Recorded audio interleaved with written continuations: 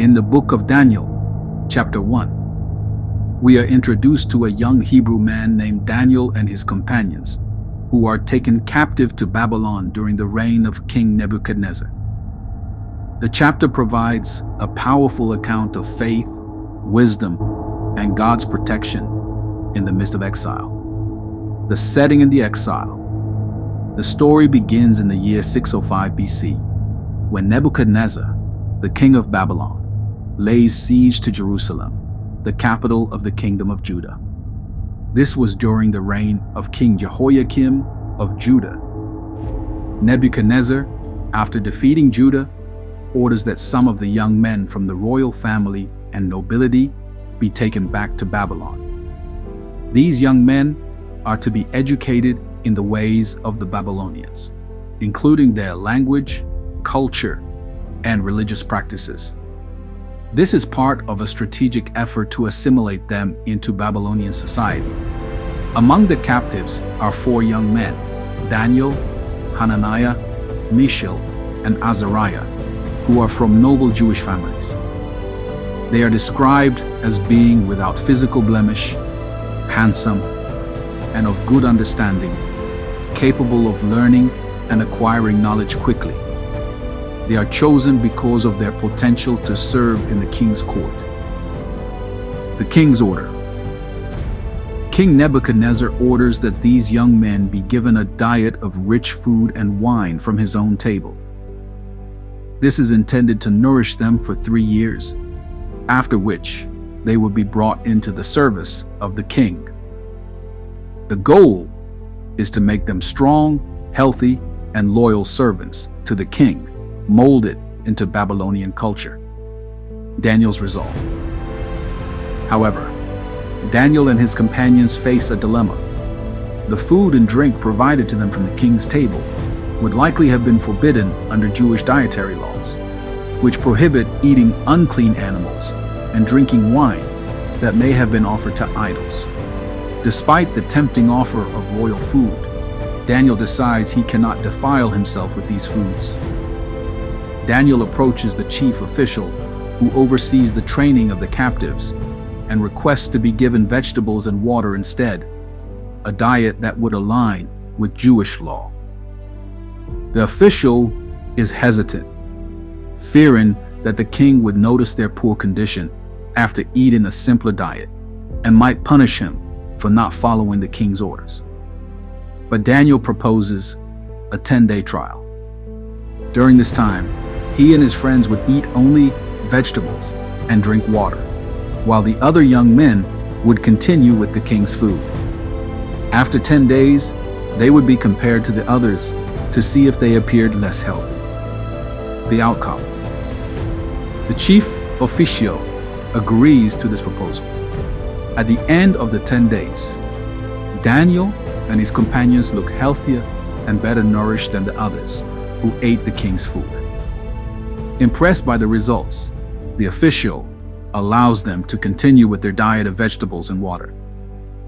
God's favor. Because of their faithfulness, God grants Daniel and his companions special favor and wisdom. Daniel, in particular, is given the ability to understand visions and dreams. The king's officials, who oversee the training, are amazed by the wisdom and knowledge of Daniel and his 3 friends. When they are brought before King Nebuchadnezzar at the end of their 3-year training period, they stand out among all the other young men. King Nebuchadnezzar, after questioning them, finds that they are 10 times wiser than all the magicians and astrologers in his kingdom. As a result, the 4 young men are given high positions in the king's service. The chapter closes by noting that Daniel continues to serve in the royal court throughout the reigns of Nebuchadnezzar and his successors. Through this story, we see Daniel's unwavering commitment to his faith, his courage in standing up for what is right, and God's faithfulness in rewarding that commitment with wisdom, favor, and protection. Daniel chapter 1 highlights the importance of remaining faithful to one's principles, trusting in God's provision, even when facing challenging and compromising situations. It sets the stage for the rest of the book, where Daniel will face further trials, including interpreting dreams and prophecies, but always trusting in God's guidance. In Daniel chapter 2, we are taken into a dramatic and intense moment during the reign of King Nebuchadnezzar of Babylon. This chapter reveals a powerful dream and an extraordinary event that demonstrates God's sovereignty and wisdom through Daniel. The king's disturbing dream. It begins in the second year of King Nebuchadnezzar's reign, a time when the king is troubled by a vivid and disturbing dream. Nebuchadnezzar wakes up in the middle of the night, feeling anxious and unsettled. He tries to remember the dream, but it eludes him. The dream is so powerful that he feels it holds some deep hidden meaning, but he can't make sense of it. In his distress, the king calls together all the wise men of Babylon, the magicians, the astrologers, the sorcerers, and the Chaldeans, who are the wise men from among his advisors. He demands that they tell him both the dream and its interpretation. He says to them, "I have had a dream that troubles me, and I want to know what it means." The wise men respond, as they normally would, by asking the king to tell them the dream first, so they can interpret it. But the king is not satisfied with this. He wants proof that these wise men can truly understand the meaning of his dream. So he gives them an impossible task. He refuses to tell them the dream, and instead orders them to tell him both the dream and its interpretation. He declares that if they fail, they will be cut into pieces and their houses turned into piles of rubble. But if they succeed, they will be richly rewarded with great honor. The wise men are thrown into a panic. They respond that no one on earth could do what the king is asking. They beg him to reconsider, explaining that no king has ever asked such a thing from any magician, astrologer, or diviner. The king, however, is furious at their response. He becomes enraged, believing they are stalling for time, and orders that all the wise men of Babylon be executed. Daniel's intervention. When the decree for the execution reaches Daniel and his companions, Shadrach, Meshach, and Abednego, he's shocked. Daniel doesn't know the specifics of the dream, but he understands the gravity of the situation. So he goes to Arioch, the commander of the king's guard, and asks why the king has issued such a harsh decree. Arioch explains the king's demands, and Daniel courageously steps forward and asks for time so that he can seek the interpretation from God. He believes that God, who knows all things, can reveal both the dream and its meaning. Arioch grants him a brief delay, and Daniel returns to his home, where he urges his friends, Shadrach, Meshach, and Abednego, to pray with him. The divine revelation. That night, as Daniel and his friends pray and seek God's mercy, God answers their prayers. In a vision, God reveals to Daniel both the king's dream and its interpretation.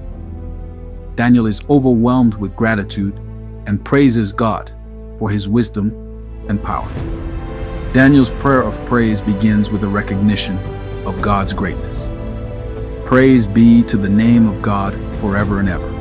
Wisdom and power are his. He changes times and seasons. He deposes kings and raises up others. He gives wisdom to the wise and knowledge to the discerning. Daniel acknowledges that God alone can reveal secrets, and that he has shown mercy by giving him the knowledge he needed. Daniel's audience with the king. The next day, Daniel hurries to Arioch and tells him to take him to the king. Daniel confidently claims that he can interpret the dream. Arioch, amazed by Daniel's boldness, quickly brings him before the king. When Daniel stands before Nebuchadnezzar, the king asks him if he's able to tell him both the dream and its interpretation. Daniel replies humbly, "No wise man, enchanter, magician, or diviner can explain to the king the mystery he has asked about. But there is a God in heaven who reveals mysteries. He has shown King Nebuchadnezzar what will happen in the days to come." Daniel explains that it is not by his own wisdom that he knows the dream, but by the revelation of the God of heaven. He gives all credit to God. The king's dream. Now, Daniel begins to describe the king's dream. In the dream, Nebuchadnezzar saw a huge statue made of various materials. The head was made of gold. The chest and arms were made of silver. The belly and thighs were made of bronze. The legs were made of iron. The feet were a mixture of iron and clay. In the dream, a stone was cut out, but not by human hands. The stone struck the statue on its feet, causing the entire statue to crumble to dust. The wind carried the dust away, and the stone that struck the statue grew into a great mountain that filled the whole earth. Daniel continues, "This was the dream, and now we will interpret it to the king." The interpretation. Daniel explains the meaning of the dream to Nebuchadnezzar. The head of gold represents Nebuchadnezzar himself, the king of Babylon. His empire is the greatest of all. The chest and arms of silver represent the kingdom that will come after Babylon, which is the Medo-Persian Empire. The belly and thighs of bronze represent the Greek Empire, which will follow the Medo-Persians. The legs of iron represent the Roman Empire, which will have great strength, just like iron is strong. The feet of iron and clay represent a divided kingdom, which will come after the Roman Empire. It will be strong in some ways, but weak in others, like the mixture of iron and clay. Finally, Daniel explains the significance of the stone. In the time of those kings, the God of heaven will set up a kingdom that will never be destroyed. It will crush all the kingdoms of the world, and it will endure forever. This stone represents God's eternal kingdom, which will ultimately triumph over all earthly kingdoms. The stone will smash the statue to pieces, and God's kingdom will be established forever, surpassing all human empires. Nebuchadnezzar's response. King Nebuchadnezzar is stunned and overwhelmed by the accuracy and power of the interpretation. He falls prostrate before Daniel and orders that he be honored. The king praises Daniel's God, acknowledging that the God of Daniel is the true God, the God of gods and Lord of kings. Nebuchadnezzar rewards Daniel with many gifts, promotes him to a high position in his court, and appoints him to rule over the entire province of Babylon. Daniel also asks that his three friends, Shadrach, Meshach, and Abednego, be given positions of authority, and the king grants their request. Daniel chapter 2 is a powerful story of God's sovereignty and wisdom. Through a miraculous revelation, Daniel interprets Nebuchadnezzar's dream and reveals the future rise and fall of empires. In Daniel chapter 3, we see a powerful story of faith, courage, and divine intervention. This chapter focuses on the famous account of Shadrach, Meshach, and Abednego, three of Daniel's companions, and their refusal to worship a golden idol, leading to their miraculous deliverance from a fiery furnace. The golden statue and the king's decree.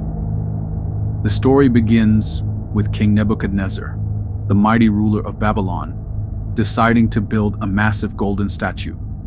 This statue, which is 90 feet tall and 9 feet wide, is made entirely of gold, and it represents a symbol of his power and the glory of his kingdom. Nebuchadnezzar orders that the statue be set up on the plain of Dura in the province of Babylon, and a grand ceremony is planned. He commands that all the important officials, governors, counselors, treasurers, judges, and magistrates, along with everyone in Babylon, gather for the dedication of the statue.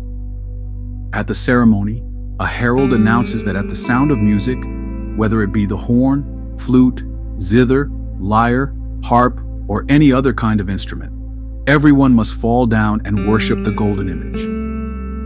Anyone who refuses to do so will immediately be thrown into a blazing furnace.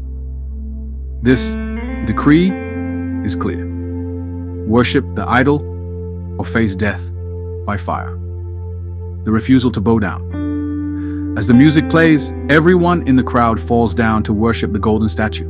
But Shadrach, Meshach, and Abednego, 3 young Hebrew men who were brought to Babylon from Jerusalem, along with Daniel, refused to bow to the idol. They remained standing, unyielding in their faith to the one true God. Some of the Babylonian officials, who are likely jealous of the positions these Hebrews hold, notice their disobedience. They quickly report to the king that Shadrach, Meshach, and Abednego are not worshiping the golden image.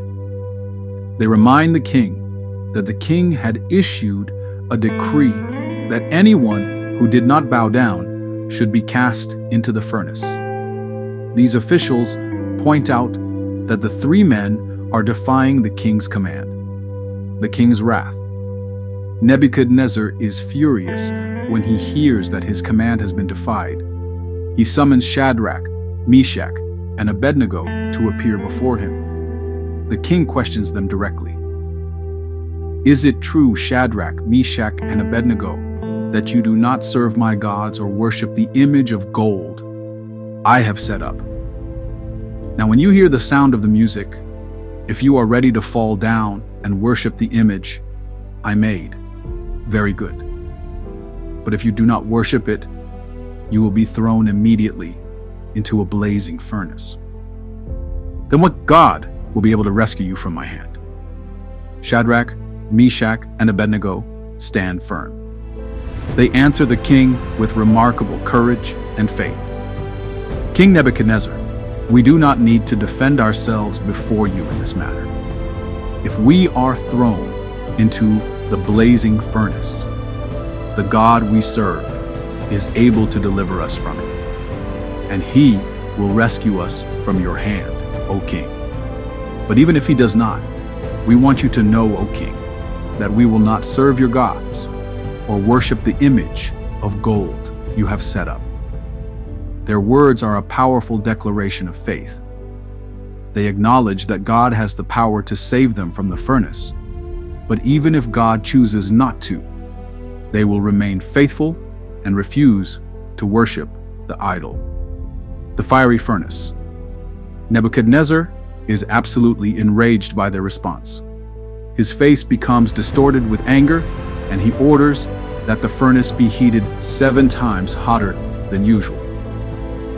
The king also commands that the strongest soldiers in his army bind Shadrach, Meshach, and Abednego and throw them into the furnace. The furnace is so hot that the soldiers who throw the 3 men in are instantly killed by the heat. Shadrach, Meshach, and Abednego are thrown into the furnace, fully dressed in their robes, trousers, turbans, and other clothes. The king watches, convinced that they will be consumed by the flames. The miraculous deliverance. But then something miraculous happens. Nebuchadnezzar suddenly jumps to his feet in astonishment. He exclaims to his advisors, "Weren't there 3 men that we tied up and threw into the fire?"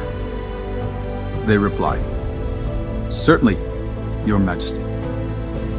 Nebuchadnezzar says, "Look, I see 4 men walking around in the fire, unbound and unharmed, and the 4th looks like a son of the gods."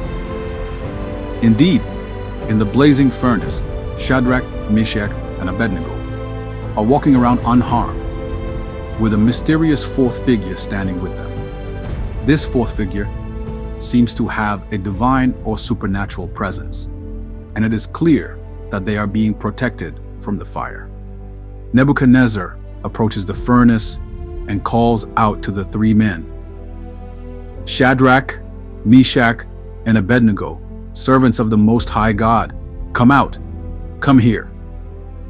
When the three men step out of the furnace, the crowd gathers around them in amazement. Their bodies are completely unharmed. There is no trace of burn marks on them. Their hair is not singed, their robes are not scorched, and they don't even smell like smoke. The only thing that has been burned are the ropes that bound them. Nebuchadnezzar's praise. King Nebuchadnezzar is astonished and deeply moved by this miracle. He praises the God of Shadrach, Meshach, and Abednego, saying, Praise be to the God of Shadrach, Meshach, and Abednego, who has sent his angel and rescued his servants. They trusted in him and defied the king's command and were willing to give up their lives rather than serve or worship any god except their own God. The king goes on to issue a new decree. Therefore, I decree that the people of any nation or language who say anything against the God of Shadrach, Meshach, and Abednego be cut into pieces, and their houses be turned into piles of rubble. For no other God can save in this way. Nebuchadnezzar rewards Shadrach, Meshach, and Abednego by promoting them to even higher positions in the province of Babylon. Daniel chapter 3 is a remarkable story of steadfast faith in the face of deadly persecution. Shadrach, Meshach, and Abednego's refusal to bow down to the golden idol, even when faced with the terrifying threat of death, shows their unwavering trust in the God of Israel. Their miraculous deliverance from the fiery furnace serves as a powerful testimony of God's protection and his ability to save his faithful followers, no matter the circumstances. This chapter also highlights that while human rulers may exercise great power, only the true God has the authority to deliver from the most impossible situations. The story concludes with the king acknowledging the greatness of the God of Israel, though the full transformation of his heart remains uncertain. The faith of the three Hebrews and their miraculous rescue became a powerful testimony to the people of Babylon and to the generations that would hear their story. Daniel chapter 4 is one of the most dramatic and humbling chapters in the book of Daniel. It tells the story of King Nebuchadnezzar's dream and his subsequent transformation, which serves as a powerful lesson about humility and God's sovereignty. The king's declaration. The chapter begins with King Nebuchadnezzar himself, speaking to the people of all nations, peoples, and languages in his vast kingdom. He begins by declaring how great and mighty his kingdom is. It is my pleasure to tell you about the miraculous signs and wonders that the Most High God has performed for me. How great are his signs, how mighty his wonders. His kingdom is an eternal kingdom. His dominion endures from generation to generation. This declaration sets the stage for the story that follows, as Nebuchadnezzar reflects on what has happened to him personally. What the king is about to recount is a personal experience that changed him, one that involves a dream he had and its interpretation, which Daniel will reveal. The king's dream. Nebuchadnezzar, the mighty ruler of Babylon, has another troubling dream. This time, it is one of a great tree in the center of the earth, which reaches up to the heavens and is visible to the entire world. The tree is magnificent with abundant fruit, providing food for all the creatures of the earth. The birds nest in its branches, and the animals find shelter under it. The tree represents prosperity, strength, and stability, and everything seems perfect. But then, in the dream, a holy messenger, a watcher, comes down from heaven and announces that the tree must be cut down. The messenger commands, "Cut down the tree and trim off its branches. Strip off its leaves and scatter its fruit. Let the animals flee from under it and the birds from its branches. But leave the stump and its roots in the ground, bound with iron and bronze, surrounded by grass in the field. The messenger then says that the tree will lose its greatness, and that a man will be driven away from human society, living like an animal, eating grass, and being mentally disturbed for 7 periods of time. The dream ends with the proclamation that this is the will of the Most High. The decision has been made, and it is irreversible. The king wakes up, deeply troubled by the dream. He calls all the wise men of Babylon, magicians, enchanters, astrologers, and diviners, to interpret the dream for him, but none of them can provide an answer. Nebuchadnezzar then calls for Daniel, whose Babylonian name is Belteshazzar, and who has proven himself capable of interpreting dreams in the past. He tells Daniel that the dream has deeply troubled him, and he hopes that Daniel can interpret it. Daniel's interpretation. When Daniel hears the dream, he's visibly distressed. He understands the weight of the message and the consequences that it holds for the king.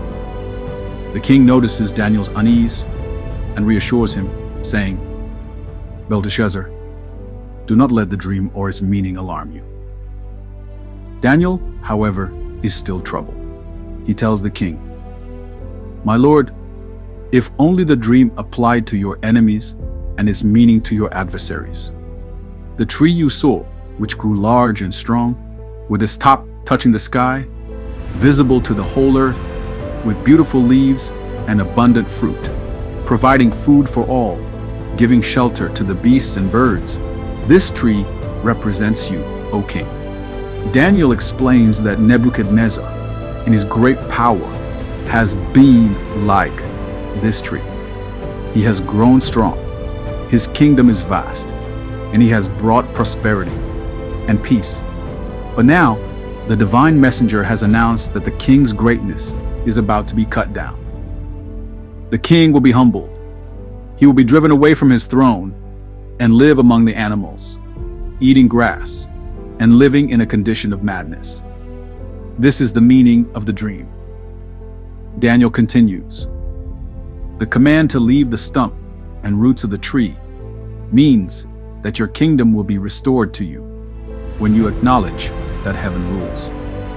He tells Nebuchadnezzar that the period of his madness will last for 7 years, and only when he recognizes that God is the sovereign ruler of the heavens and the earth will his kingdom be restored.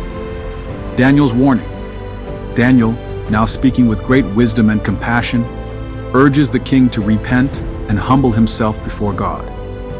"Therefore, Your Majesty, be pleased to accept my advice. Renounce your sins by doing what is right, and your wickedness by being kind to the oppressed. It may be that then your prosperity will continue." Daniel gives this counsel out of a genuine concern for the king's well-being, hoping that the king will change his ways and avoid the downfall that the dream foretold. The king listens, but does not take immediate action. The dream's fulfillment. A year later, Nebuchadnezzar is walking on the roof of his royal palace in Babylon, admiring the splendor of his kingdom. He boasts to himself, "Is not this the great Babylon I have built as the royal residence, by my mighty power and for the glory of my majesty?" As soon as the words leave his mouth, a voice from heaven calls out to him, declaring that the time has come for the king to be punished. "This is what is decreed for you, King Nebuchadnezzar. Your royal authority has been taken from you. You will be driven away from people and will live with the wild animals. You will eat grass like the ox, 7 times will pass by for you until you acknowledge that the Most High is sovereign over all kingdoms on earth and gives them to anyone he wishes. Immediately, Nebuchadnezzar's sanity leaves him. He is driven away from human society and lives like an animal, eating grass, and his hair grows long like feathers and his nails like claws. For 7 years, he loses his mind and is completely out of touch with reality, living in a state of madness. Nebuchadnezzar's restoration. At the end of the 7 years, Nebuchadnezzar lifts his eyes to heaven, and his sanity is restored. He acknowledges the sovereignty of God, saying, "Now I, Nebuchadnezzar, praise and exalt and glorify the King of heaven, because everything he does is right, and all his ways are just. And those who walk in pride, he is able to humble." Nebuchadnezzar's kingdom is restored to him, and he is even greater than before. He regains his throne, and his advisors return to him. Nebuchadnezzar is filled with gratitude, and he praises and honors God, recognizing that God rules over all creation. The chapter ends with the king's final reflection on his experience. "Now I, Nebuchadnezzar, praise and exalt and glorify the King of heaven, because everything he does is right and all his ways are just. And those who walk in pride, he is able to humble." This humbling experience of Nebuchadnezzar serves as a powerful reminder that God is the ultimate authority. Despite his great power, Nebuchadnezzar learned the lesson that only God has control over the kingdoms of the world. The book of Daniel, chapter 5, tells a dramatic and powerful story that unfolds during the reign of King Belshazzar, the last ruler of the Babylonian Empire. The feast of King Belshazzar. King Belshazzar, the ruler of Babylon, threw a grand feast for 1,000 of his nobles, and they drank wine and celebrated in the palace. As they drank, Belshazzar, perhaps to show off his power or to mock the gods, ordered that the golden and silver vessels, those that had been taken from the temple of Jerusalem by his father, King Nebuchadnezzar, be brought to the banquet hall.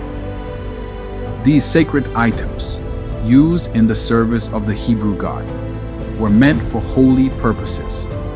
The king and his guests drank wine from these vessels, praising the gods of gold, silver, bronze, iron, wood, and stone, gods made by human hands, the mysterious hand.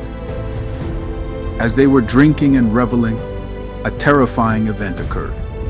Suddenly, the fingers of a human hand appeared and began writing on the plaster of the wall near the lampstand, where everyone could see it. The king, overwhelmed with fear, watched in horror as the hand wrote a mysterious message. His face turned pale, and his thoughts troubled him. He called for his wise men, the enchanters, astrologers, and diviners, to come and interpret the writing. The wise men gathered, but none could read the writing or explain its meaning. Belshazzar grew more and more anxious. His knees knocked together, and he was in a state of great distress. He promised great rewards to anyone who could read the writing: riches, a purple robe, and a chain of gold around the neck, and even the position of the third ruler in the kingdom, the Queen's Council. Amidst the confusion, the Queen, likely the Queen Mother, entered the banquet hall. She had heard of the king's distress and reminded him of a man named Daniel, who had served his father, King Nebuchadnezzar, with great wisdom. Daniel had interpreted dreams, solved riddles, and was known for his divine insight. The queen suggested that Belshazzar call for Daniel, as he could certainly interpret the writing. Daniel's appearance. Belshazzar sent for Daniel, who was brought before him. The king addressed him, saying, "Are you Daniel, one of the exiles from Judah, whom my father, the king, brought from Judah? I have heard that the spirit of the gods is in you, and that you have insight, intelligence, and outstanding wisdom." Belshazzar told Daniel that he had heard of his great abilities and promised him the rewards of riches, a robe of purple, a gold chain, and the third highest position in the kingdom if he could read and interpret the writing. Daniel's response. Daniel, however, was not impressed by the king's offer. He responded, "Keep your gifts and give them to someone else. I will read the writing for you and tell you what it means." Then Daniel began his interpretation. But before he did, he first reminded Belshazzar of the history of his father, Nebuchadnezzar.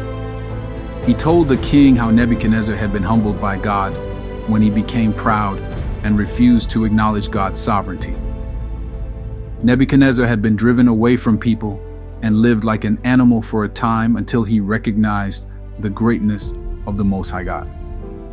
Daniel pointed out that despite Belshazzar knowing this story, he had not humbled himself before God, but had instead defiled the sacred vessels from God's temple and praised false gods. The interpretation. Now, Daniel turned to the mysterious writing on the wall and began to interpret it. The writing said, "Mene, Mene, Tekel, Parsin." Daniel explained each word. Mene, meaning numbered. God has numbered the days of your reign and brought it to an end. Tekel, meaning weighed. You have been weighed on the scales and found wanting. Parsin, meaning divided. Your kingdom will be divided and given to the Medes and Persians.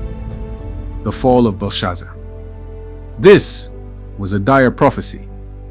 Belshazzar's reign was over, his kingdom would fall, and it would be divided between the Medes and Persians. Despite the bad news, Daniel was not afraid to speak the truth. That very night, Belshazzar was slain. The kingdom was taken over by Darius the Mede, fulfilling Daniel's prophecy. The great Babylonian Empire fell, and Belshazzar's rule came to a sudden and tragic end. This chapter serves as a powerful reminder of the sovereignty of God over all earthly rulers and the consequences of pride and blasphemy. It also highlights Daniel's unwavering courage in speaking the truth, even when the outcome was grim.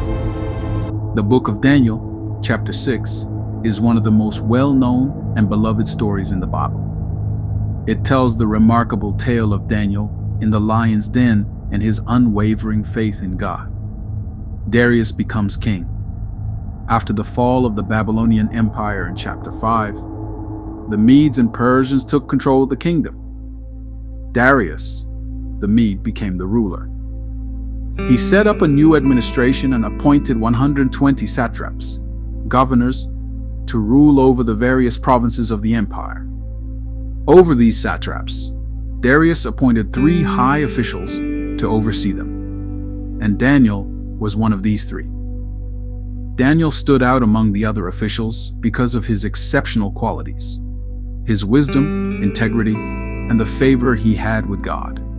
In fact, Daniel's excellent work made Darius consider placing him in charge of the entire kingdom, a decision that greatly irritated the other satraps and high officials. Jealous of Daniel's success and position, the other officials began looking for a way to bring him down. They knew Daniel was a man of great integrity who was unlikely to be corrupt or negligent. So they realized the only way to find fault with him would be in regard to his faithfulness to God. After much deliberation, the officials came up with a devious plan. They went to King Darius and persuaded him to issue a decree.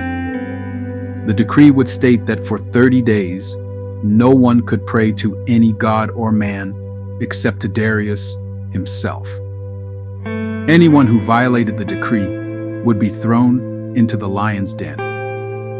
Darius, flattered by their suggestion, agreed to the plan, and he signed the decree, which, according to the laws of the Medes and Persians, could not be repealed once signed. When Daniel learned of the decree, he knew that it directly conflicted with his devotion to the God of Israel. But instead of hiding or compromising, Daniel remained faithful to his usual practice. He went home, opened the windows of his upstairs room facing Jerusalem, and prayed 3 times a day, giving thanks to God and asking for his guidance. The officials, knowing Daniel's routine, eagerly waited for him to break the law.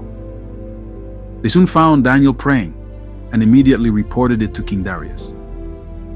They reminded the king that Daniel, one of the exiled Jews, had ignored the royal decree and continued to pray to his God. King Darius was deeply troubled when he heard that Daniel had disobeyed the decree. He had great affection for Daniel and didn't want him to suffer the penalty of being thrown into the lion's den. Darius spent the rest of the day trying to find a way to save Daniel. But because of the unchangeable law of the Medes and Persians, there was nothing he could do. As evening approached, the officials reminded the king that the law had to be carried out. With a heavy heart, Darius gave the command for Daniel to be arrested and thrown into the lion's den. Before Daniel was cast into the den, the king said to him, "May your God, whom you serve continually, rescue you." Daniel was lowered into the den, and a stone was placed over the entrance, sealing it. The king then sealed the stone with his own signet ring, ensuring that no one could interfere with the punishment. That night, King Darius couldn't sleep. He couldn't stop thinking about Daniel and prayed that his God would save him. He spent the night fasting and refused to be entertained by music or any comforts. At the break of dawn, Darius hurried to the lion's den, filled with hope and dread. When he reached the den, he called out to Daniel, "Daniel, servant of the living God, has your God, whom you serve continually, been able to rescue you from the lions?" To Darius's great relief, Daniel answered from within the den, "O king, live forever. My God sent his angel, and he shut the mouths of the lions. They have not hurt me, because I was found innocent in his sight. Nor have I ever done any wrong before you, O king." Darius was overjoyed and ordered that Daniel be lifted from the den. When Daniel was brought out, there was not a scratch on him, for he had trusted in his God. Then, in a dramatic turn, Darius commanded that the men who had falsely accused Daniel, along with their families, be thrown into the lion's den. Before they even reached the bottom of the den, the lions overpowered them and crushed them. This swift punishment was a clear sign of the power of God and a reminder of the consequences of evil deeds. King Darius, amazed and deeply moved by Daniel's deliverance, wrote a new decree for the entire kingdom. He commanded that everyone in his realm should fear and reverence the God of Daniel. He declared, "For he is the living God, and he endures forever. His kingdom will not be destroyed. His dominion will never end. He rescues and he saves. He performs signs and wonders in the heavens and on the earth. He has rescued Daniel from the power of the lions."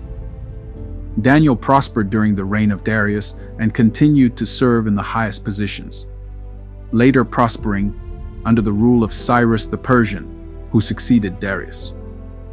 This chapter beautifully illustrates the power of faith and God's protection over his faithful servants. Daniel's unwavering commitment to prayer, even in the face of danger, was rewarded with divine deliverance, and his story became a testimony to the greatness of the God he served. It's a powerful reminder that when we stand firm in our faith, God is faithful to us, even in the most dangerous circumstances. The book of Daniel, chapter 7, is a fascinating and prophetic chapter that describes a vision Daniel had during the reign of King Belshazzar. This chapter shifts from the narrative of Daniel's life to a series of apocalyptic visions, marking a pivotal moment in the book, Daniel's dream. It was the first year of King Belshazzar's reign over Babylon when Daniel had a powerful dream. This dream was unlike any ordinary dream. It was a vision that came to him while he was lying in his bed. As Daniel awoke, the images of the dream were still vivid in his mind. He saw 4 great beasts, each one different from the other, coming up from the sea. The sea in the vision represented chaos and the tumult of the nations. These beasts symbolized 4 mighty kingdoms that would arise on the earth. Each beast was terrifying and powerful in its own way, but the dream held deeper meaning that Daniel could not fully comprehend at first. The first beast was like a lion, but it had the wings of an eagle. As Daniel watched, he saw that its wings were torn off, and it was lifted from the ground and made to stand on 2 feet like a man. A human mind was given to it. This beast represented the kingdom of Babylon, with King Nebuchadnezzar at its head. The lion's majesty and the eagle's wings symbolized the kingdom's power and swiftness. However, when the wings were torn off, it reflected the humbling of Nebuchadnezzar, who was driven mad and lost his royal dignity before being restored to his throne, as told in chapter 4. The second beast was like a bear, rising up on one side, with 3 ribs in its mouth between its teeth. It was told to get up and eat your fill of flesh. This beast symbolized the Medo-Persian Empire, which came after Babylon.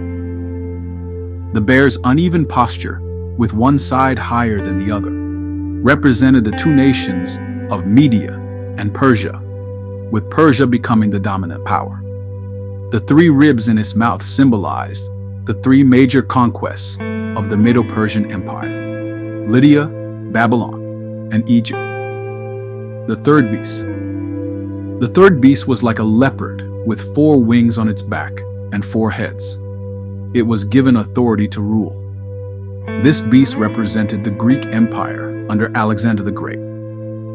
The leopard was swift, and the 4 wings signified the rapid expansion of Alexander's conquests. After Alexander's death, the empire was divided among his 4 generals, which is why the leopard had 4 heads. Each of these heads symbolized one of the major regions into which Alexander's empire was split after his death. The fourth beast. The 4th beast was unlike any of the others. It was terrifying, dreadful, and very strong. It had large iron teeth, and it crushed and devoured its victims. This beast was different because it had 10 horns on its head, a symbol of its power and authority. The 10 horns represented 10 kings who would arise from this kingdom. This beast was the Roman Empire, which was known for its iron strength and brutal conquests. The empire's might would last for centuries, and its impact would be felt across much of the known world. But as Daniel looked more closely, he noticed a small horn emerging among the 10 horns. This horn had eyes like a man and a mouth that spoke arrogantly. It grew stronger and began to wage war against the saints, God's people, and to persecute them. The small horn symbolized a ruler or power that would rise from within the Roman Empire and oppress God's people. Many scholars believe this horn represents figures like the Antichrist, a future ruler who would be both arrogant and blasphemous against God. The heavenly court. As Daniel observed the vision of the beasts, he saw something even more startling. The scene shifted, and he saw a throne set up in heaven. The Ancient of Days took his seat. This title refers to God, who is eternal and wise. His clothing was white as snow, and his hair was like pure wool. His throne was fiery and surrounded by countless angels. A river of fire flowed from before him, and thousands upon thousands attended him. This was a vision of the heavenly court where God presides in perfect justice. As the beasts were judged, the Ancient of Days executed judgment upon them. The fourth beast, with its 10 horns and the arrogant little horn, was destroyed by fire. The other beasts were allowed to live for a time, but their authority was taken away. The Son of Man. Then, in the midst of this heavenly scene, Daniel saw one like a son of man, coming with the clouds of heaven. He approached the Ancient of Days and was given authority, glory, and a kingdom. All peoples, nations, and languages would serve him, and his dominion would be everlasting, never to be destroyed. The Son of Man is a title that Jesus later used to refer to himself. This vision foretold the coming of the Messiah, who would establish a kingdom that would never end. It was a promise that God's eternal kingdom would eventually triumph over all earthly powers. Daniel's reaction. After witnessing this vision, Daniel was deeply troubled and disturbed by what he had seen. He wanted to understand the meaning of the vision, especially the fourth beast and the little horn that seemed to wreak havoc on God's people.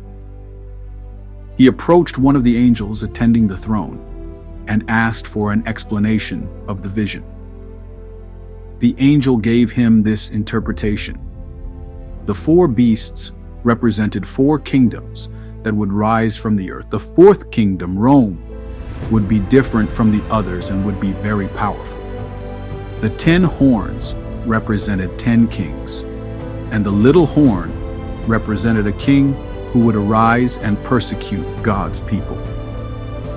However, in the end, the Ancient of Days would judge the beasts, and the kingdom of the Son of Man would be established forever. The angel reassured Daniel that although the saints would face persecution, they would ultimately be victorious.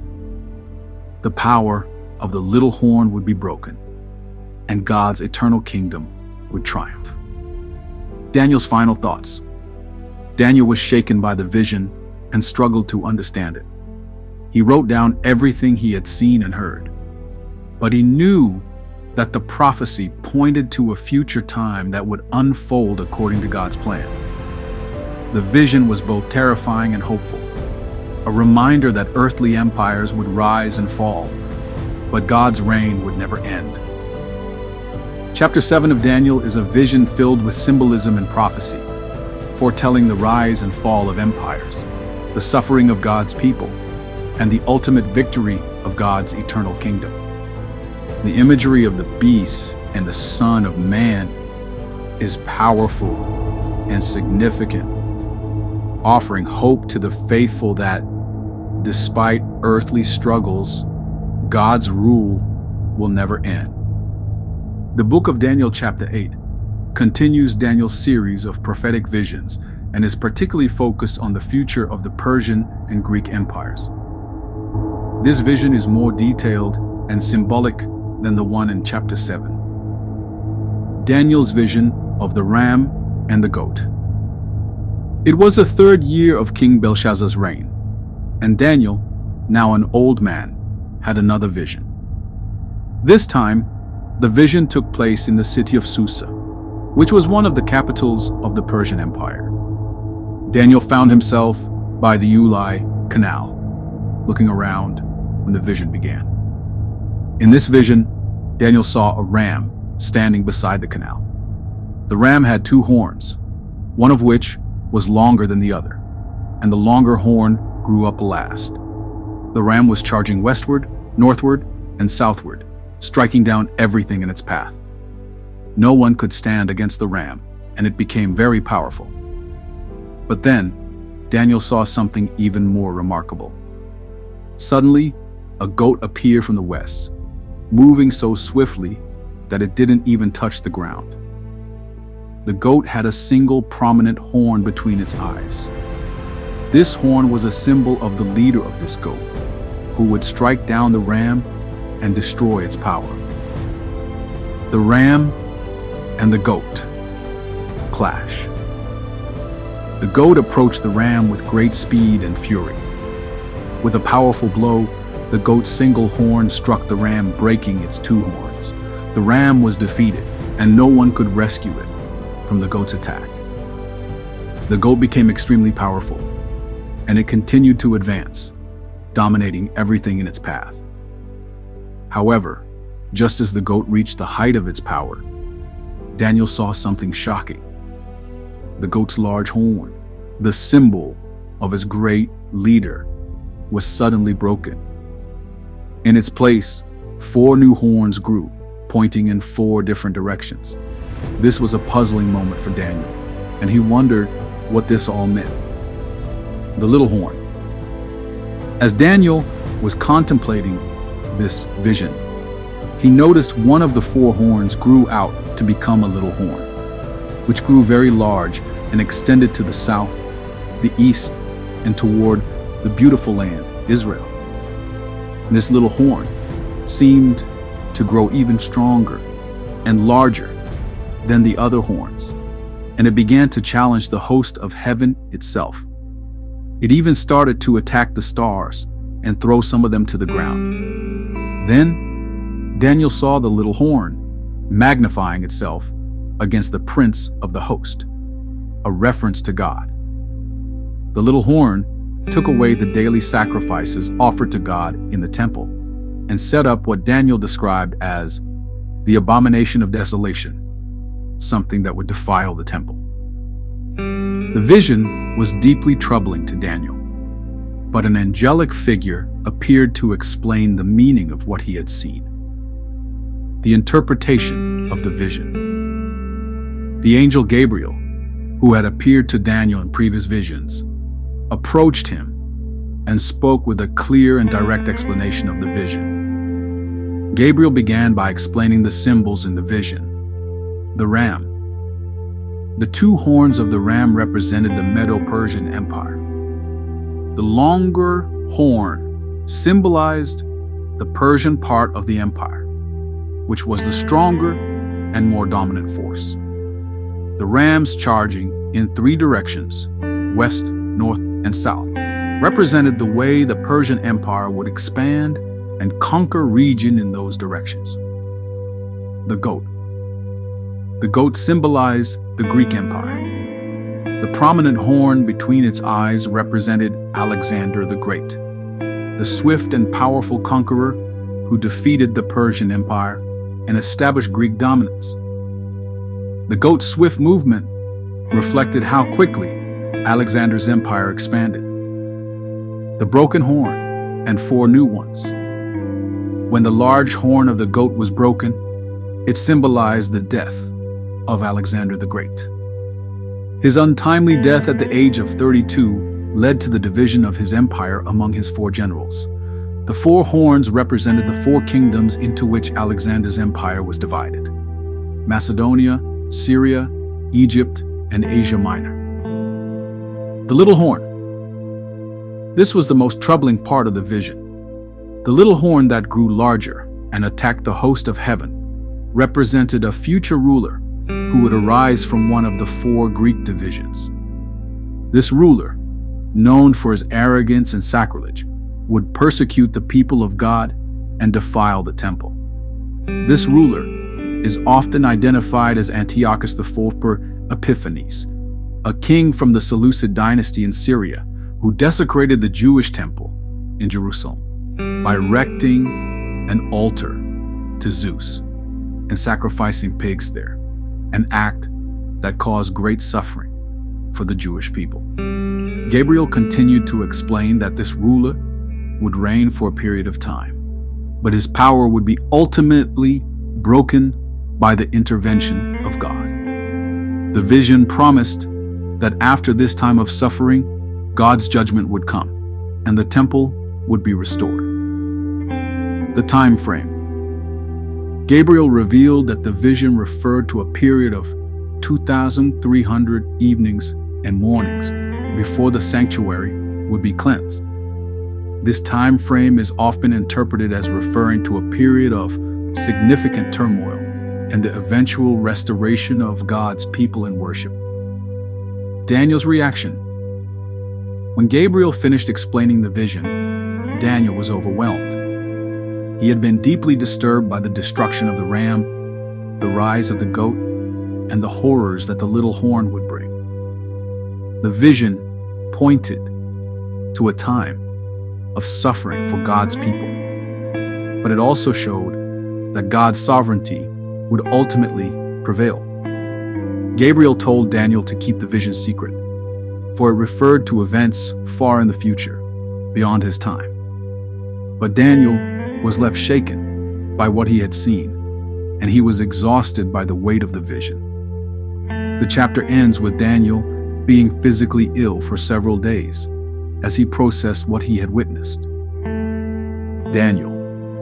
Chapter 8 contains a prophecy about the rise and fall of empires and the suffering of God's people at the hands of a cruel ruler. The vision of the ram and the goat foretold the fall of the Persian Empire and the rise of the Greek Empire under Alexander the Great. The little horn represented Antiochus IV Epiphanes, a tyrant who would desecrate the temple in Jerusalem. But ultimately, the vision promises that God's people will be delivered and the temple will be restored. This chapter is rich in symbolism, and it highlights the sovereignty of God over the rise and fall of empires, showing that even in times of suffering and persecution, God's purposes will ultimately be fulfilled. The book of Daniel, chapter 9, is one of the most significant chapters in the Bible, full of prophecy, prayer, and divine revelation. It includes Daniel's heartfelt prayer for his people, Israel, and the famous prophecy of the 70 weeks, which is one of the most detailed prophecies in the Old Testament. Here's the chapter in story form. Daniel's prayer for Israel. It was the first year of Darius the Mede's reign over the Babylonian Empire, and Daniel was reflecting on the scriptures, particularly the words of the prophet Jeremiah. From Jeremiah's writings, Daniel realized that the time for Israel's exile in Babylon was nearing its end. According to the prophecy, Israel would remain in exile for 70 years. Jeremiah 25:11-12. As Daniel thought about the fate of his people, his heart was filled with sorrow and repentance. He realized how far Israel had strayed from God and how the people had broken their covenant with him.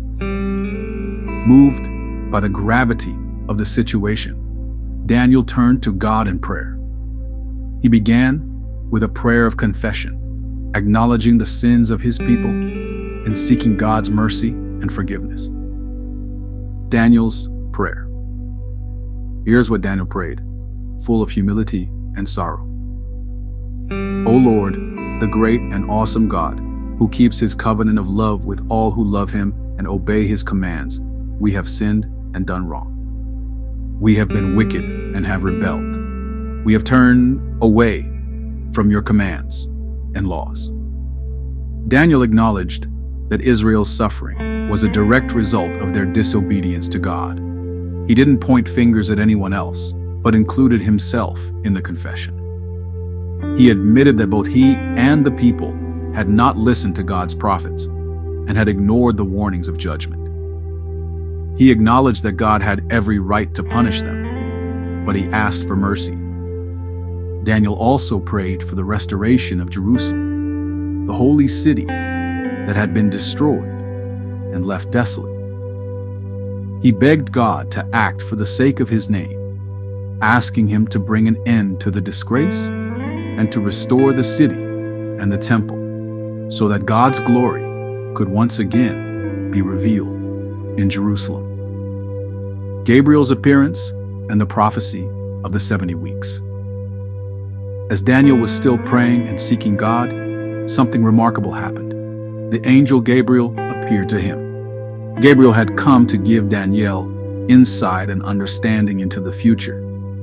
Gabriel told Daniel that his prayer had been heard from the very first moment he humbled himself and began praying.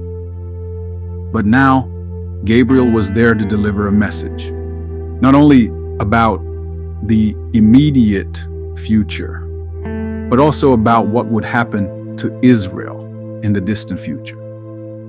Gabriel explained to Daniel that 70 weeks or 70 sevens were determined for Israel and Jerusalem. These sevens refer to a period of 70 sets of 7 years or 490 years in total. Gabriel would break down this period into 3 specific segments. The first 7 weeks, 49 years. The first part of the prophecy spoke about 7 weeks, or 49 years. This period would be marked by the rebuilding of Jerusalem after the Babylonian exile.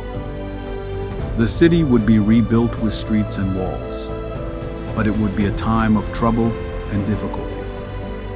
This time period began when King Artaxerxes issued a decree to rebuild Jerusalem, which happened in 445 BC, according to history. So for the next 49 years, Jerusalem would be in a process of restoration, but it would face opposition and challenges as it was rebuilt. The 62 weeks, 434 years, the next period would last 62 weeks, or 434 years. This phase would be marked by the history of Israel and its relationship with the coming Messiah. After the rebuilding of Jerusalem, there would be a time of instability and hardship, but eventually, the city would experience a period of peace and prosperity. The Messiah, the Anointed One, would come during the latter part of this period. Gabriel told Daniel that the Messiah would be cut off, which means he would be killed, but not for himself. This refers to the crucifixion of Jesus Christ, who would come and die for the sins of humanity. The final week, 7 years. The final segment of the prophecy involves the last 1 week, 7 years. This period is often referred to as the tribulation and is yet to be fulfilled in the future. Gabriel told Daniel that after the Messiah's death, the people of the ruler who would come, who is often identified with the Antichrist, would destroy the city of Jerusalem again. There would be wars, desolation, and suffering. But in the midst of this, the ruler will make a covenant with many for 1 week, 7 years. However, in the middle of this final 7-year period, this ruler will break the covenant, stop the sacrifices, and set up an abomination of desolation, a desecration of the temple. This is often understood as a reference to the actions of the Antichrist, who will persecute God's people in the final days before the coming of God's kingdom. At the end of this 7-year period, the end of time will come. The Antichrist and his kingdom will be destroyed, and God will establish his eternal kingdom, bringing peace and justice. Daniel's reaction. As Gabriel finished delivering this incredible prophecy, Daniel was overwhelmed. And the 70 weeks were a detailed and sweeping vision that covered the fate of Israel, the coming of the Messiah, and the final judgment of the world. Daniel was astonished by what he had seen, as it revealed both the suffering and the hope that lay ahead for God's people. Even though Gabriel had explained the prophecy to him, Daniel struggled to fully grasp all the details. Gabriel assured him that this vision was for the distant future, and that many of its events would not happen in Daniel's lifetime. He was told that the prophecy was meant for the people of Israel, especially those who would live through the difficult times ahead. Daniel chapter 9 is a powerful chapter about repentance, prayer, and prophecy. It begins with Daniel seeking God's mercy for the sins of Israel and the restoration of Jerusalem. God hears his prayer and sends the angel Gabriel to reveal a stunning prophecy about the future of Israel, including the rebuilding of Jerusalem, the coming of the Messiah, and the ultimate judgment of the world. The prophecy of the 70 weeks speaks of a period of 490 years, divided into 3 segments that outlines God's plan for Israel and the world. The chapter ends with a vision that Daniel does not fully understand, but it is a prophecy that points to the coming of the Messiah, the suffering of God's people, and the eventual triumph of God's eternal kingdom. It is a chapter of both warning and hope, showing that while there will be suffering and challenges ahead, God's ultimate plan for redemption will not fail, and his kingdom will reign forever. The book of Daniel, chapter 10, marks a significant transition in the narrative, as it begins a new section that focuses on Daniel's spiritual visions and the heavenly battles behind earthly events. This chapter introduces a powerful vision Daniel receives while in the 3rd year of Cyrus, king of Persia's reign. It's a deeply emotional and spiritual chapter, showing both the immense responsibility and personal struggle of receiving divine revelations. Here's the chapter in story form. Daniel's vision and fasting. It was the 3rd year of King Cyrus of Persia's reign when Daniel received a vision that disturbed him greatly. The vision was profound, unlike anything he had ever seen before. It filled him with fear, and as he looked into the future, he saw troubling and intense events for his people.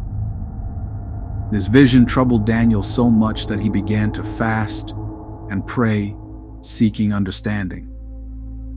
Daniel made a decision to dedicate himself to prayer for 3 weeks. He ate no rich food, drank no wine, and did not use any lotions to refresh himself, focusing solely on seeking God's revelation. During these 3 weeks of fasting and mourning, Daniel did not receive any clear answers. But his intense devotion would soon result in an extraordinary encounter. The heavenly visitor appears on the 24th day of the 1st month after Daniel had been fasting for 3 weeks. He was by the Tigris River, reflecting and still waiting for an answer from God. As he was contemplating, he saw an incredible sight. A man appeared before him, dressed in linen and wearing a belt made of fine gold. His body was glowing like precious jewels. His face was like lightning, and his eyes were like blazing torches. His arms and legs were like polished bronze, and his voice sounded like the roar of a multitude. The figure was awe-inspiring, and Daniel could tell immediately that he was in the presence of something divine. Daniel was terrified. He fell to the ground, overwhelmed by the vision, his strength leaving him.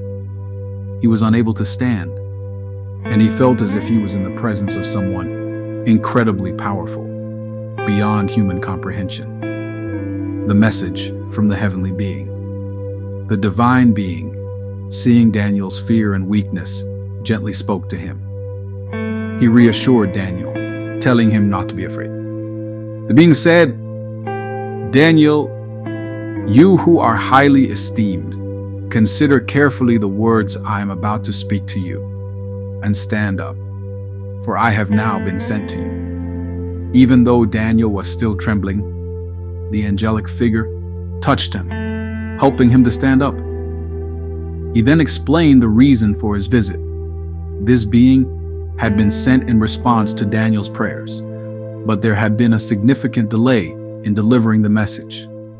The heavenly being told Daniel that from the very first day that he began to pray and seek God's guidance, his prayers had been heard. However, the being had been delayed for 21 days because he had been fighting against the spiritual forces of darkness. The being explained that he had been detained by the prince of the Persian kingdom, a powerful demonic force that opposed God's plans. But now, with the help of Michael, one of the chief princes, the being had broken free and was able to come to Daniel. The spiritual battle behind the scenes. This revelation was profound. The being explained that there had been a spiritual battle going on behind the scenes. While the earthly events seemed to be controlled by human rulers, there were heavenly powers at work, forces of good and evil, shaping the course of history. The angelic being continued to explain that he had come to deliver a message to Daniel regarding the future, particularly concerning Israel.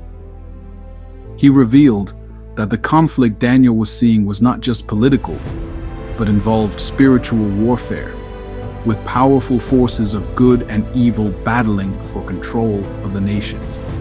The Prince of Persia, a demonic force, had delayed the being's arrival, but now he was free to deliver God's message. The future of Israel. After sharing this information about the spiritual battle, the heavenly being began to explain what was to come. He gave Daniel a prophecy about the future of Israel, detailing the struggles and triumphs that Israel would face in the coming years. He told Daniel about the coming rise of Greece under Alexander the Great, which would bring sweeping changes to the ancient world. But he also warned that after Alexander's empire fell, it would be divided into 4 parts, leading to conflict between the various factions. The heavenly being then revealed that a king of the north, historically understood to be from the Seleucid Empire, including figures like Antiochus IV Epiphanes, and a king of the south, the Ptolemaic kingdom, would fight against each other, leading to further conflict and suffering for the Jewish people. The being also spoke of a powerful king who would arise in the future, one who would bring great suffering to God's people, even desecrating the holy places. This figure, often associated with Antiochus IV Epiphanes, would persecute the Jewish people and defile the Jewish temple. But despite all the coming turmoil, the heavenly being assured Daniel that God's ultimate plan would prevail. The suffering would not last forever. God would judge the evil rulers, and his kingdom would come in the end. The conclusion of the vision.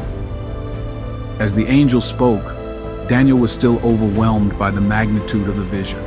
He had seen the cosmic struggle between good and evil, and he had been told about the turbulent future awaiting Israel. His strength was exhausted, and he collapsed again, unable to bear the weight of what he was hearing. The angel, seeing Daniel's weakness, again reassured him and touched him.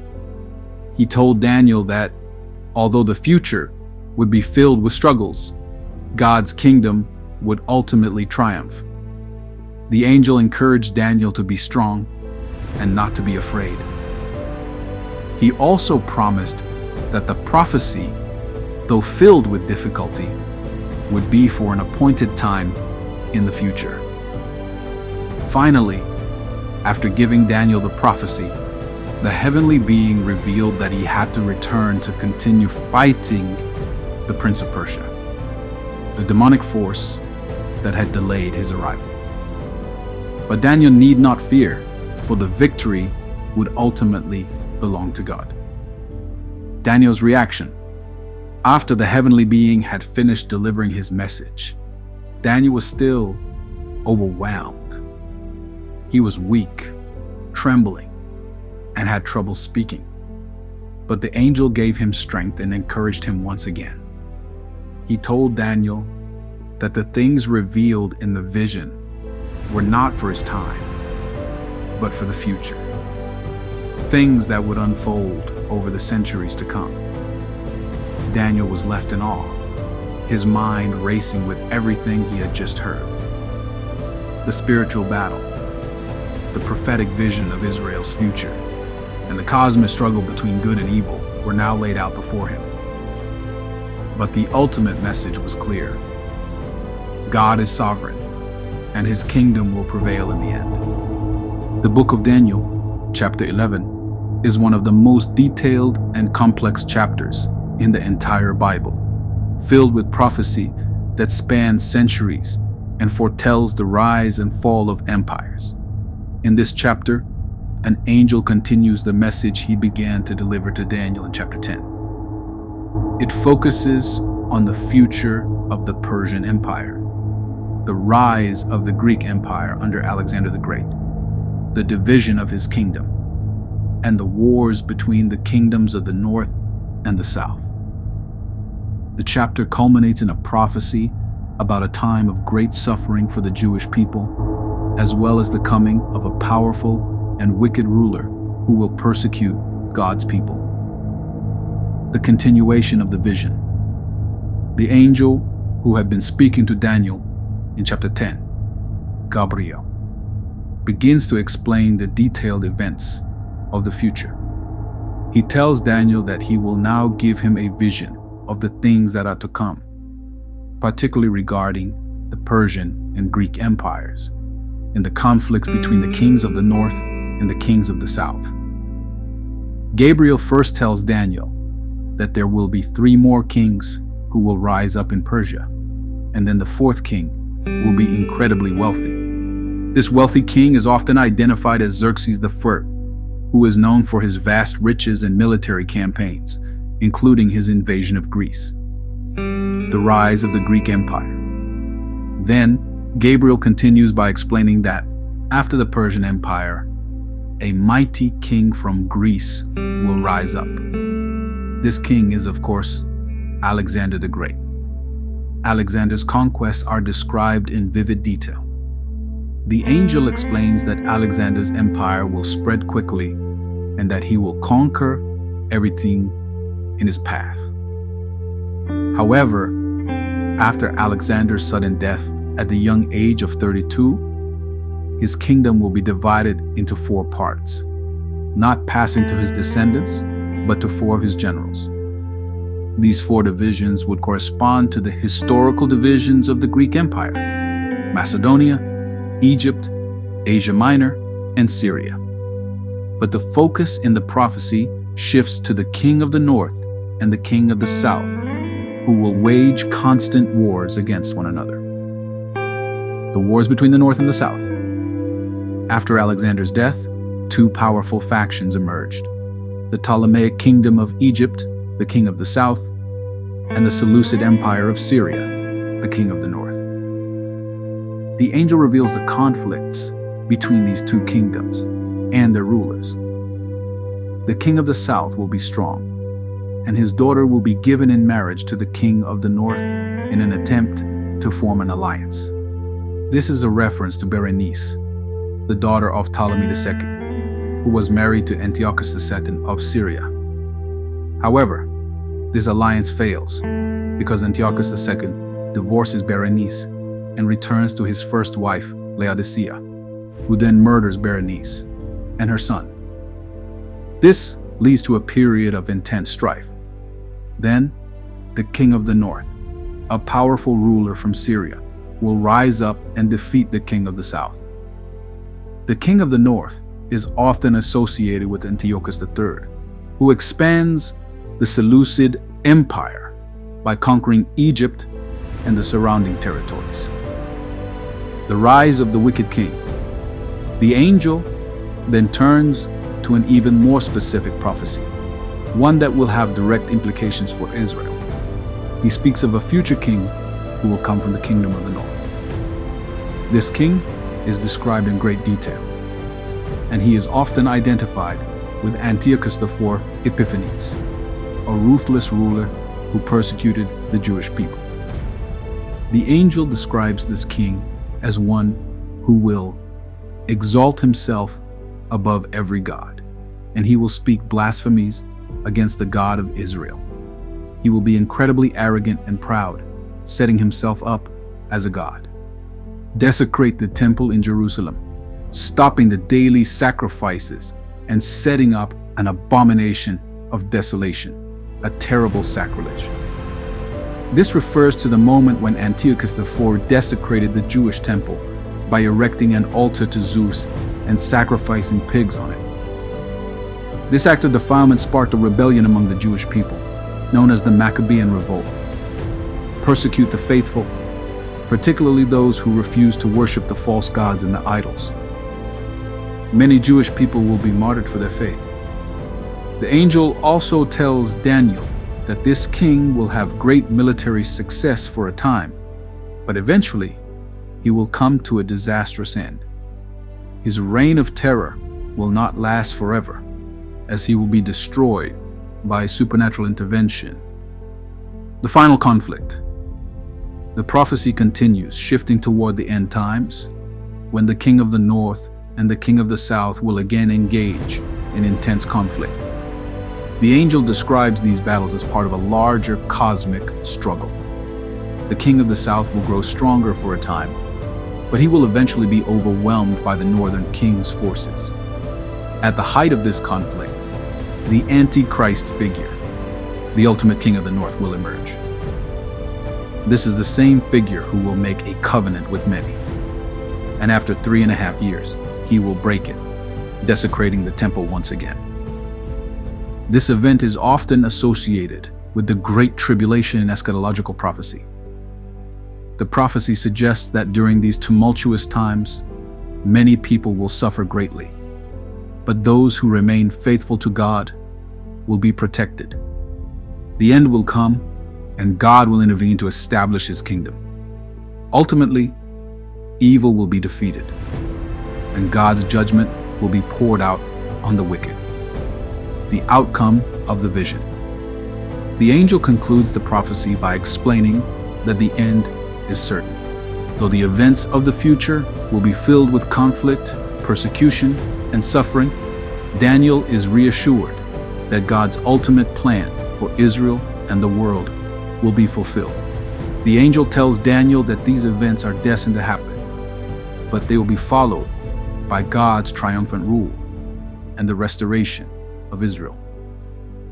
Finally, Gabriel tells Daniel that the prophecy is sealed up because it pertains to the distant future, and much of it will be understood only in due time. He assures Daniel that the prophecy's fulfillment is inevitable, but the exact timing is still in God's hands. Daniel's response.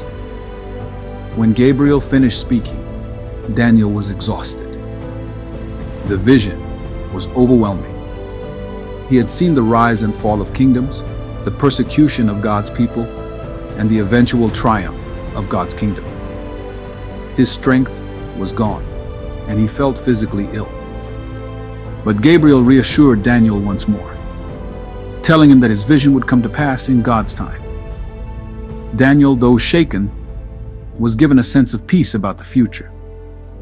He was instructed to go his way, for the prophecy was not for him to fully understand, but for a time yet to come. Daniel. Chapter 11 is a detailed prophetic vision that describes the conflicts and wars that will take place between the kingdoms of the north and south after the fall of the Persian Empire. The prophecy moves from the rise of the Greek Empire under Alexander the Great to the struggle between the Ptolemaic and Seleucid empires. The book of Daniel, chapter 12, is the final chapter of the book and concludes the series of visions Daniel received. It brings the prophecies of the previous chapters to a dramatic end, focusing on the end times, the resurrection of the dead, and the final victory of God's people. This chapter is a message of hope and ultimate triumph for those who remain faithful to God, despite the trials and tribulations they will face. Let's look at the events in Daniel chapter 12 in details. The angel's final words to Daniel. As the angel Gabriel finishes speaking in chapter 11 about the coming conflicts and the rise of the wicked ruler who will desecrate the temple, the scene shifts. Daniel is left with many questions, and the tension of the end times weighs heavily on him. But before the vision concludes, Gabriel speaks to him once more, providing some final details about what will happen in the days to come. The angel begins by telling Daniel that at the time of great distress and tribulation, a figure named Michael, who is the archangel and protector of God's people, will rise up to defend them. This time of distress will be like no other in history, a period of intense suffering and persecution for God's people, the likes of which have never been seen before. But Gabriel reassures Daniel that God's people, the righteous, will be saved. They will be delivered from the suffering, and those who have remained faithful to God will be rewarded. The resurrection of the dead. Gabriel continues, explaining that after this time of great distress, there will be a resurrection. The dead will be raised, and everyone will face their ultimate destiny. Some will be raised to eternal life, while others will be raised to eternal disgrace and contempt. This resurrection will mark the final judgment, where everyone will receive their due for the lives they led. Gabriel tells Daniel that those who are wise, those who have led righteous lives and understood the will of God, will shine like the stars in the heavens. They will be rewarded with eternal life and will be forever in God's presence. But those who have lived wickedly, rejecting God's ways, will face eternal shame and disgrace. This division between the righteous and the wicked will be a stark and final one. The sealed scroll. At this point, Daniel, overwhelmed by the enormity of what he is hearing, asks the angel a question. He wants to know when these things will happen. What is the timing of these events? He is eager for a clear timeline, but the angel's response is not immediately clear. Gabriel tells Daniel that the prophecy he has received is sealed up for a time that is yet to come. He tells Daniel that the words of the scroll will be sealed until the end of time, and that the understanding of these things will become clearer as time progresses. Many will go through difficult times, but eventually, knowledge will increase as God's plan unfolds. Though the angel doesn't give a specific timeline, he does give Daniel some final details about the future. The time, times, and half a time. The angel then says that the time of trouble will be marked by a period of time, times, and half a time. This cryptic phrase has been interpreted in many ways, but it generally refers to a period of intense tribulation that will be divided into specific segments. Some scholars understand this as a reference to 3.5 years, a period of suffering and hardship that will precede the final victory. The angel also adds that during this time of distress, the righteous will be purified and refined. The suffering they endure will be a means of testing and strengthening their faith. However, those who remain wicked will continue in their rebellion, refusing to turn to God. The final victory. The angel then speaks of a glorious future where the faithful will be victorious. The righteous will stand in their allotted place at the end of days. There will be great joy and celebration as those who have remained faithful to God throughout the trials will receive their reward. The angel gives Daniel a final instruction. Go your way, Daniel, for the words are closed up and sealed till the time of the end. This means that Daniel will not fully understand all of the details of the prophecy, as it is meant for a later time. However, Daniel is assured that God's plan is certain and that it will come to pass in God's perfect timing. Daniel's question about the time.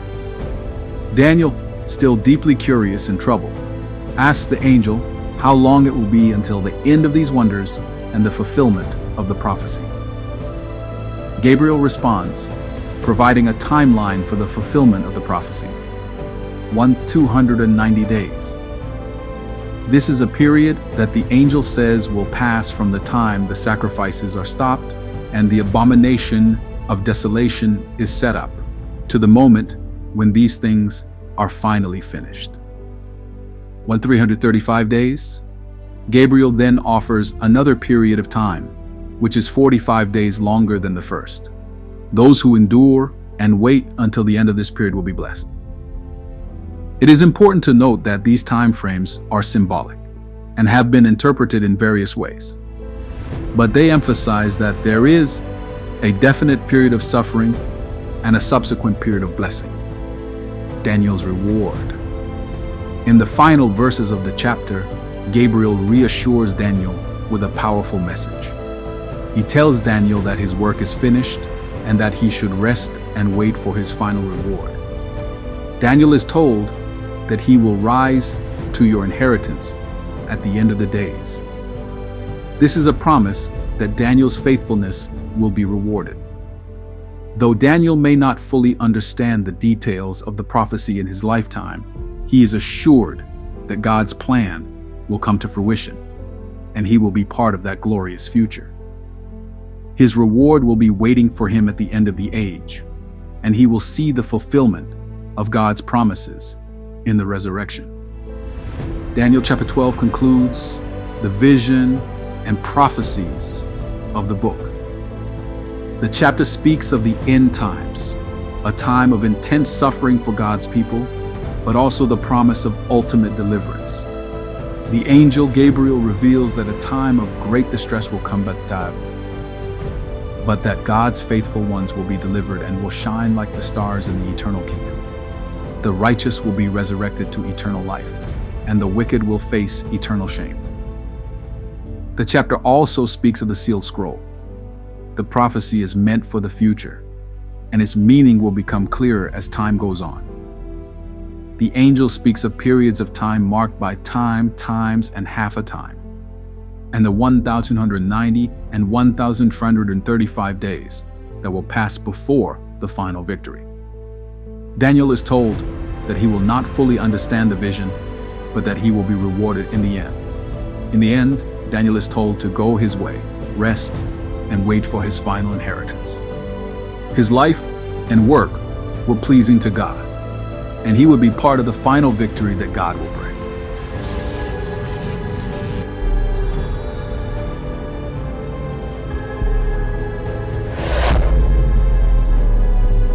Thank you for watching.